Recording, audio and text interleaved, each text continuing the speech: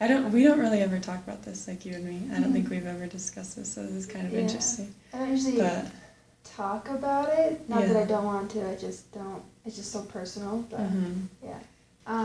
so I'm Danielle Kaiser. I'm 23. I am originally from Michigan, small town Michigan, grew up there. Moved to Spanish Fork when I was 12. I was a total daddy's girl, and I think that's the hardest part. I would do everything with him. I helped him build our garage. He'd let me do things in the yard with him. I'd ride on the tractor with him because we had a lot of land.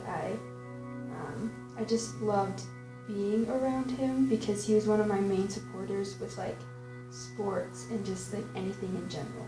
So I was 10. He'd been struggling, so he died from cancer.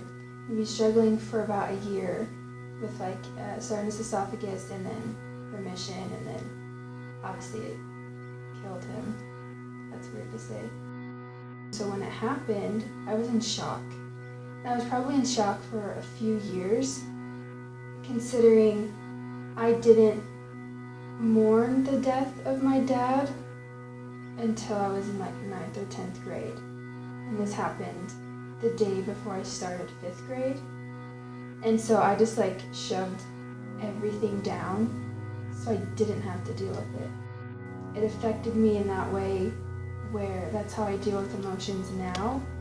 And I have a hard time being vulnerable because I don't like expressing those emotions. Finding out I was sick was in my 2nd year at BYU, but symptoms obviously started the first year I got here.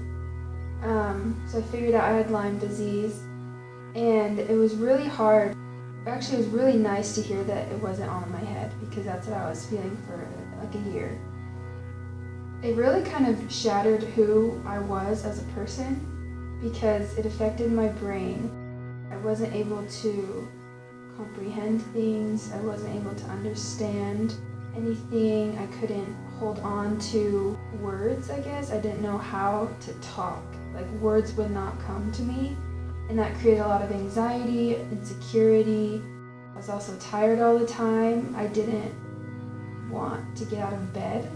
I didn't want to talk to people. I just wanted to be grumpy because I was mad that I was going through this at a time in my life that's supposed to be grand. Like, I'm going to school, I should be dating. It's been about 2.5, 3 years.